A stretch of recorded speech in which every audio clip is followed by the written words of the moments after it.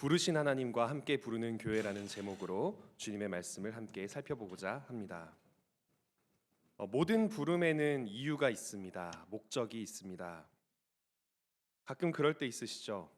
엄마, 아빠, 누구야 불러놓고 왜 불렀어? 했을 때 그냥 불러봤어 라고 대답을 하는 경우가 있습니다. 저도 아이들을 길러보니까요, 아이들이 너무 예쁘고 한번 불러보고 싶어서 나애라, 이애라, 주애라 불렀다가 왜요? 하면 귀여워서 그냥 불러봤어 할 때가 있는데요. 사실 그냥 부르는 게 아니죠. 그냥 부른다고 말은 하지만 그 안에는 사랑이 담겨 있습니다. 모든 부름은요, 그렇게 부른 사람의 목적과 이유와 마음이 담겨 있습니다. 아이들도 제가 부르면 그 의미를 압니다. 지금쯤 부르면 밥 먹을 때라서 부르는구나. 지금 부르는 저 목소리는 조용히 하라고 부르고 있는 거구나. 지금 부르는 저 목소리는 양치하고 잘 준비하라고 부르는 거구나 하고 아이들도 때에 맞춰 그 부름의 의미를 파악하기 시작을 했습니다. 또 누가 부르느냐, 또 언제 부르느냐에 따라서 그 의미가 달라지는 것을 우리는 머리로 알고 있습니다. 경험으로 알고 있습니다. 그런데 성경을 보면요, 이 교회, 하나님께 부르심을 받은 이 교회를 에클레시아라고 이야기를 하는데요. 이 에클레시아라는 말 자체가 소집된 사람들, 부르심을 받은 사람들이라는 뜻입니다. 즉 교회는 하나님께 부르심을 받은 사람들의 공동체다라는 뜻입니다. 그래서 이 에클레시아라는 말, 교회라는 말의 뜻, 소집되어 있는 사람들이라는 뜻을 살펴보았을 때 우리가 하나님께 어떤 부르심을 받았는지를 성경의 첫 부분부터 끝 부분까지 살펴보면요, 하나님께도 분명한 목적이 있어서 그때그때마다 사람들을 부르고 교회 공동체로 삼으셨음을 알 수 있습니다. 먼저 우리가 교회라는 말조차도 등장하기 전인 창세기에 보면요, 이 창조의 때에 하나님께서는 자기의 형상대로 사람들을 창조하셨습니다. 그리고 그 삶에, 그 존재에 목적을 주셨는데요, 그 목적은 바로 생육하고 번성하고 땅 위에 충만하며 땅에 있는 모든 것들을 하나님의 형상으로 하나님을 대신하여 다스리게 하심이었습니다. 그래서 사람들은 그때 그렇게 없던 곳에서 있는 곳으로, 무에서 유로 하나님의 부르심을 받고 창조되어 이 세상을 다스리는 영광스러운 목적을 얻게 되었습니다. 이후에 세상이 다시 타락했을 때 하나님께서 물로 심판을 해야겠다라고 마음을 먹으셨을 때는 노아를 부르셨습니다. 하나님께 소집된 이 노아와 노아의 가족들은요, 오랜 시간 동안 산 꼭대기에 방주를 지어야만 했습니다. 커다란 배를 만드는 한참의 시간 동안 그들을 바라보며 사람들이 회개하고 이 노아와 노아의 가족들을 통해 동물들과 사람들이 징벌 속에서도 목숨을 보존하게끔 하는 하나님의 목적이 있어서 부르셨던 것입니다. 그리고 하나님께서 아브라함을 부르셨을 때는요, 약속된 구원자 예수 그리스도께서 태어날 민족을 이루기 위해, 그리고 그 민족으로 하여금 모든 민족의 복의 근원이 되게끔 하기 위하여 아브라함을 부르셨습니다. 이후에 이집트에서 종살이를 하고 있었던 히브리 민족을 위해서 그들을 그곳에서 해방시켜서 하나님을 믿는 국가로 만드시기 위해 모세를 부르셨습니다. 아론을 부르셨습니다. 그리고 사람들을 다스리게 하기 위해 제사장들과 레위인들을 부르시고 장로들을 부르시고 사사들을 부르시고 예언자들을 부르셨습니다. 성경을 보면요, 처음부터 끝까지 하나님께 부르심을 받은 사람들이 하나님께서 부르셨던 그 목적을 위해 헌신하는 내용들이 나와 있습니다. 그리고 오늘날 이렇게 앉아서 예배를 드리며 하나님의 말씀을 듣고 있는 저와 여러분도 그렇게 부르심을 받아 하나님의 구원의 역사를 함께 써내려가고 있는 사람들임을 믿습니다. 하나님께서는요, 이처럼 인간을 창조한 순간부터 우리를 끊임없이 부르고 또 부르셨습니다. 그런데 하나님께서 왜 이렇게 계속해서 부르실까요? 처음 창조를 하셨을 때 무에서 유로 우리를 부르셨던 하나님께서는요, 그렇게 우리를 만드신 뒤에 우리를 통해 이 세상을 아름답게 다스리고자 하셨습니다. 아마 더 이상은 특별히 소집하거나 부를 이유가 없었을 것인데 그곳에서 아담과 하와는 죄를 지었습니다. 그래서 다시 한번 하나님께서는 그들을 부르실 수밖에 없었습니다. 하나님의 부르심에서 죄를 지어 벗어났기 때문입니다. 하나님의 약속, 구원의 약속, 보호의 약속, 동행의 약속을 끊임없이 우리에게 주시면서도 끊임없이 우리는 성경을 통해서 그 하나님의 부르심에서 벗어났던 것을 살펴볼 수 있습니다. 하나님만이 신실하시고 성실하시지 인간은 그 누구도 성실하고 신실함이 완전하지 못했기 때문입니다. 그래서 누가복음 13장에서는요. 예루살렘아 예루살렘아 선지자들을 죽이고 내게 파송된 자들을 돌로 치는 자여 암탉이 제 새끼를 날개 아래에 모음같이 내가 너희의 자녀를 모으려 한 일이 몇 번이냐라고 한탄을 하십니다. 어미 닭이 병아리들을 모으기 위해 위에는 매가 떠 있고 저 옆에는 뱀이 노리고 있는 그 위험한 상황에서 날개로 그 병아리를 지키기 위해 수없이 부르셨지만 인간은 수없이 하나님께로 갔다가도 다시 멀어진다는 뜻입니다. 하나님께서는 그렇다면 왜 하나님의 부르심에서 벗어난 인간들을 버리지 않고 끊임없이 자기의 품 안에 품으려고 하실까요? 이유는 두 가지입니다. 하나님의 사랑은 영원하시고 하나님의 품만이 안전하기 때문입니다. 마가복음 16장에서는요. 사람이 만일 몬천하를 얻고도 제 목숨을 잃으면 무엇이 유익하겠느냐라고 이야기를 하십니다. 우리가 이 세상에서 정말 왕처럼 떵떵거리며 살아가고 많은 것들을 누리고 유명해지고 내가 원하던 것들을 다 성취한다 해도 우리의 영혼을 잃어버리면 우리의 영원한 생명을 잃어버리면 이 세상에서의 짧은 나그네의 삶은 완전히 헛된 것이 되어버린다는 뜻입니다.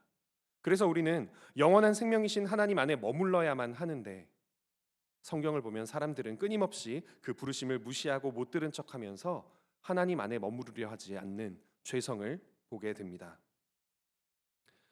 우리는 그래도 날마다 하나님께로 다시 돌아가기 위해 노력하는 자들임을 믿습니다. 아멘. 우리는 때때로 죄를 짓습니다. 이 설교 강단에 오르기 전에 저도 죄를 지었고 또 내려간 뒤에도 어디에서 어떤 생각과 말로 죄를 지을지 모릅니다. 하지만 죄가 우리의 삶에 머물러 있지 않도록 도우시는 성령님이 우리 안에 계시기 때문에 우리는 끊임없이 그 하나님의 부르심으로 돌아갈 수 있습니다. 에베소서 1장 22절과 5장 23절을 보면 예수님은 교회의 머리이시오 우리 교회의 성도들은 예수님의 몸이라고 이야기를 합니다. 다시 말해서 우리가 교회 공동체 안에 이렇게 함께 모여 있는 것은요. 부활하신 예수님, 하나님 우편에 앉아 계신 그 영광스러운 예수님의 몸으로 머물러 있다는 것입니다. 옆에 있는 분들과 이렇게 인사를 했으면 좋겠습니다. 우리는 예수님의 몸으로 부르심을 받았습니다. 우리는 예수님의 몸으로 부르심을 받았습니다.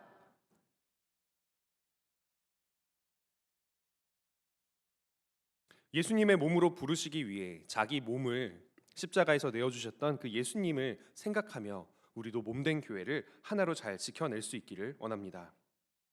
지금 이곳에서 예배드리는 저와 여러분은 예수님 안에 머물러 있는 이들입니다. 그리고 영원히 머물러 있을 이들입니다. 하나님의 창조로부터 계속되는 부르심에 지금 우리는 예배로 응답하고 있습니다. 그리고 이곳에서 나아가 우리의 일상 속으로 들어갈 때 우리는 예배자의 삶으로 하나님의 부르심에 응답해야 됩니다. 오늘의 본문 13절의 말씀을 제가 한 번 더 읽어보도록 하겠습니다. 나는 알파와 오메가요 처음과 마지막이요 시작과 마침이라. 아멘. 이 알파와 오메가는 헬라어 알파벳의 첫 글자와 마지막 글자죠. 우리가 우리 말로 얘기하면 기역과 히읗이다, 처음과 끝이다라고 이야기를 할 수 있겠는데요. 그것은 곧 우리의 시간이 주님으로부터 시작되었고 주님으로 말미암아 마지막을 맞이하게 될 것이라는 뜻입니다. 그러나 동시에 시간으로만이 아닙니다. 첫 번째로는 주권의 선포입니다. 우리의 존재의 시작과 그 끝, 우리의 삶의 목적과 이유와 모든 것이 다 하나님 손에 있다는 것입니다. 그 마침표 역시 하나님의 계획 안에 있다는 뜻입니다. 그리고 두 번째로는 우리가 하나님을 신뢰할 수 있다는 것입니다. 어두운 밤에 제가 운전을 하고 갈 때가 있거든요. 그러다 보면 길이 많이 막힐 때 내비게이션이 저를 조금 낯선 길로 인도를 합니다.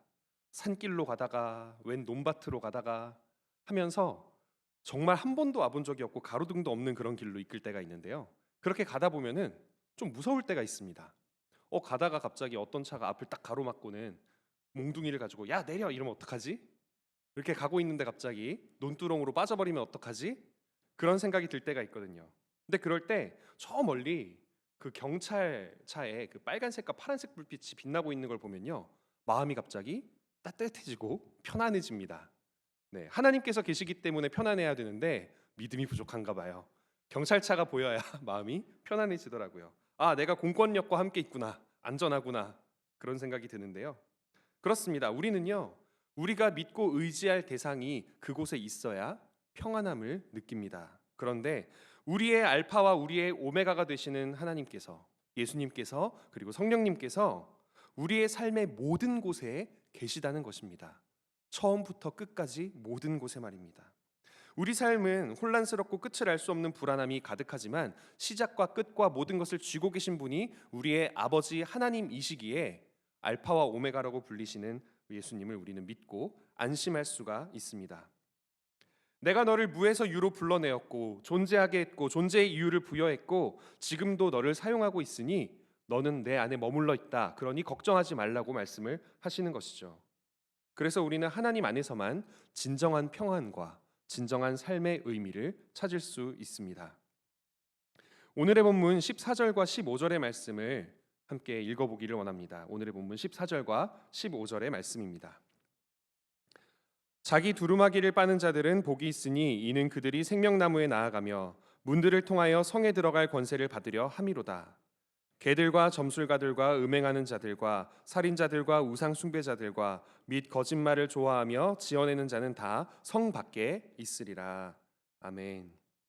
여기서 자기 두루마기를 빠는 자들, 자기의 겉옷을 빠는 자들이라고 묘사되어 있는 사람들은요, 바로 우리를 뜻합니다. 빨래는 물과 세제로 빨아야 하지만 우리의 죄는 무엇으로 빨 수 있을까요? 예수님의 보혈로만 빨 수 있습니다. 나의 수행, 나의 선행, 내가 쌓는 무언가 덕, 깨달음 아무 소용이 없습니다. 그 어떤 걸로도 우리의 죄는 결코 씻을 수가 없는데 오직 예수님의 보혈만이 우리의 두루마기를 깨끗이 빨아주실 수 있습니다. 그러나 또한 자기 두루마리를 빨기 위해 우리는 매번 노력해야만 합니다. 우리는 끊임없이 죄를 짓고 죄된 생각을 가지고 살아가는 사람들이기 때문에 순간순간 더러워지는 우리의 마음과 영혼을 주님 앞에 내어놓고 우리의 죄를 용서하여 주십시오라고 회개의 기도를 하며 내 두루마기를 날마다 북적북적 빨아야만 하는 것입니다. 그리고 그 성 밖에는요, 그 두루마기를 빨 생각도 없고 어떻게 빨아야 하는지도 모르는 이들이 있다고 합니다. 그곳에는 개들과 점술가들, 음행하는 자들, 살인자들, 우상 숭배자들, 거짓말을 좋아하며 지어내는 자들이라고 표현되어 있는 하나님이 아닌 사람을 의지하거나 자신의 운명을 알아서 그 운명을 따라 운을 얻기를 원하는 사람들, 그리고 하나님이 아닌 우상을 통해 돈이나 권력이나 내가 의지할 수 있는 다른 것들을 통해 나의 유익을 꾀하는 자들이 있는 것입니다. 그들은 하나님의 나라에 들어오지 못하고 성 밖에 계속해서 머물러 있어야만 합니다. 그런데 그렇게 두루마기를 빠는 우리와 두루마기를 빨 생각도 없고 빨지도 못하고 어떻게 빨아야 하는지도 모르는 그들의 공통점이 있습니다. 뭔지 아십니까? 바로 씻어야 할 죄가 있다는 점입니다. 그들이나 우리나 성 안에서 하나님 나라의 백성으로 살아가는 우리나 성 바깥에서 하나님의 백성이 되기를 거부하는 그들이나 똑같이 죄인이며 씻어야 할 죄가 있습니다. 차이점은 예수 그리스도의 보혈이 있느냐 없느냐입니다. 예수님을 믿고 예수님의 십자가의 희생을 믿고 예수님의 사랑을 믿고 회개하는 자들, 그들은 두루마기를 빨고 하나님 나라 안에 머물러 있는 이들이고 그렇지 않으면 성 밖에 있다는 것입니다. 즉 성 바깥에 있는 자들이나 성 안에 있는 자들이나 사람의 입장에서의 존재는 똑같다라는 것이죠. 우리가 교회 안에서 함께 예배를 드리고 있으나 건물 안에는 있어도 예수님의 몸된 교회에 밖에 있는 사람도 있을 수 있습니다. 이 건물 안에서 함께 예배를 드리고 함께 신앙생활을 하면서도 불구하고 하나님의 눈으로 보기에는, 사람의 눈에는 분명 교회 안에 있지만 하나님의 눈에 보기에는 예수 그리스도를 머리로 삼은 교회 바깥에 머물러 있는 이들이 있을 수 있다는 것입니다. 그런 이들은 예수님을 머리로 삼지 않고 자기 머리로 생각하고 판단하고 행동하는 사람들입니다. 예수님을 믿는다라고 말은 하면서도 그 행동과 판단의 기준이 여전히 자기 자신인 사람들입니다. 성령님의 부르심에 순전한 믿음으로 반응하고 순종하기를 거부하는 사람들, 그런 사람들은 사람들이 보기에는 교회 안에 있지만 하나님이 보시기에는 주님의 몸된 교회 바깥에 있을 수도 있는 것이죠. 그래서 우리는 우리 자신을 잘 살펴보아야 합니다. 나는 두루마기를 빠는 자인가 그렇지 않은 자인가를 말입니다. 성 바깥에 있는 자나 성 안에 있는 자나 씻어야 할 죄가 있는 똑같은 죄인이라면, 똑같이 예수 그리스도의 보혈을 의지해야만 하는 이들이라면 우리도 별반 다를 것이 없기 때문에 두루마기를 빨고 있는지를 항상 살펴보아야만 합니다. 하나님께서는 성 안의 사람들이나 성 바깥의 사람들 모두를 부르신 분입니다. 우리는 그 부르심에 지금 예배로 응답하며 순종하고 있기에 두루마기를 빨 수 있고 구원을 받았을 뿐, 그들이나 우리나 다 하나님께 지금도 부르심을 받고 있습니다. 오히려 하나님께서는요, 성 바깥에 있는 사람들을 더 애타게 찾으십니다. 99마리의 양들이 우리 안에 있다 하여도 잃어버린 한 마리의 양을 찾기 위해 길을 떠나시는 분이 하나님이시기 때문입니다. 그리고 그 부르심을 받은 우리에게도요, 하나님께서는 함께 그들을 향해 부르짖자고 말씀을 하십니다. 오늘의 본문 16절의 말씀에서는요, 나 예수는 교회들을 위하여 내 사자를 보내어 라고 이야기를 하는데, 이 사자가 성경에는 12 사도들, 바울과 같은 이들, 하나님의 부르심을 받은 디모데와 같은 이들이겠지만 오늘날엔 누구겠습니까? 바로 우리들입니다. 우리들이 하나님께 부르심을 받아서 파송된 그 사자들입니다. 다윗의 뿌리오 자손, 알파와 오메가, 영적으로 사자들, 우리들의 뿌리이시며 역사 속에서 우리를 통해서 드러나시는 분. 그 시대마다 이름은 달랐고 사람들도 달랐고 문화와 언어도 달랐지만 지금 우리를 통해 이곳에서 복음을 전하기를 원하시는 분, 그분께서 우리를 부르셨고 파송하셨다는 것입니다. 제가 음식을 준비를 해놓고 아이들을 부를 때요, 나애라 밥 먹자 이렇게 첫째 이름을 먼저 부릅니다. 왜냐하면 첫째가 네 하고 둘째 셋째 이름을 부르며 이해라 밥 먹자, 주혜라 빨리 와 라고 불러주기 때문이죠. 정말 기특하고 너무나 고맙습니다. 그렇게 동생들을 불러주는 나엘이가 있기에 나엘아 밥 먹자 한마디만 하면 이제 동생들은 자동으로 따라오게 되는 것이죠. 와서 영원한 생명을 얻어라 하는데 네 하고 혼자 오는 건요, 나만 밥 먹을 테니까 우리 동생들은 밥 안 먹어도 되죠? 라고 생각하는 것과 똑같습니다. 예수님께서는 목이 터져라 부르짖고 계신데 우리가 함께 부르지 않는다면요, 그건 역시 하나님 보시기엔 똑같이 이상한 행동일 것입니다. 우리가 성 안에 있다고 해서 우리의 두루마기를 열심히 빨며 하나님의 도성 안에 하나님 나라에 머물러 있다고 해서 우리가 여기에 안주해 버린다면요, 우리는 예수님과 진정으로 동행하는 것이 아닙니다. 예수님은 잃어버린 양을 향해 성 바깥으로 끊임없이 부르짖는 분이시니까요. 우리는 예수님의 몸입니다. 예수님께서 하시는 생각과 행동은 곧 우리를 통해, 우리의 삶을 통해 이 땅에 드러나고 이루어져야만 합니다. 하나님의 구원의 약속의 시작이자 결과물인 예수님께서, 우리의 알파와 오메가이신 예수님께서 성 밖의 사람들을 부르고 있다면 우리도 함께 외쳐 불러야 하겠죠. 아담과 하와를 부르셨을 때 하나님은 그들을 통해 하나님의 통치가 이루어지기를 바라셨습니다. 즉 부른 아담과 하와만을 위해서 부른 게 아니라 온 세상을 위해 아담과 하와를 부르셨던 것입니다. 하나님께서 노아를 부르셨을 때 하나님은 노아만 구원하기 위해 부르셨던 것이 아닙니다.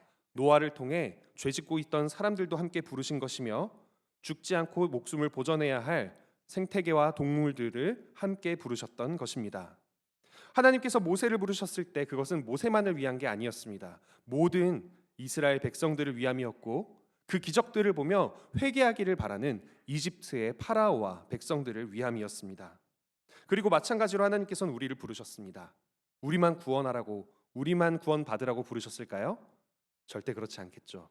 하나님께서는 우리를 부르셔서요, 온 세상에 있는 모든 사람들을 부르라고, 함께 부르자고 부르신 것입니다. 우리를 통해 모든 사람들이 자기 두루마기를 북적북적 잘 빨아서 하나님의 도성 안에 들어오게 되기를 바라고 계시다는 뜻입니다. 그래서 우리는 우리를 부르신 하나님과 함께 같은 목소리로 같은 메시지를 불러야만 합니다. 예수님의 몸된 교회라면, 예수님을 머리로 삼은 교회라면 하나님과 함께 불러야만 합니다. 삼위일체 하나님이신 성령의 전이라면, 우리가 그 성령님께서 머무시는 곳이라면 성령님과 함께 불러야만 합니다. 부르신 하나님과 함께 부르지 않는다면요, 우리는 예수님의 몸도 교회도 성령의 전도 아닌 것입니다. 우리는 하나님께 소집된 사람들입니다. 하나님께서 우리를 모아주신 이유는 이 세상에서 너희들만 방주 안에 꼭꼭 안전하게 있어라 해서 부르신 것이 아니라 이 안으로 들어오지 못한 이들을 위해 우리를 먼저 부르신 것입니다. 지금도 예수님께서는 우리들을 통해 자신을 드러내십니다.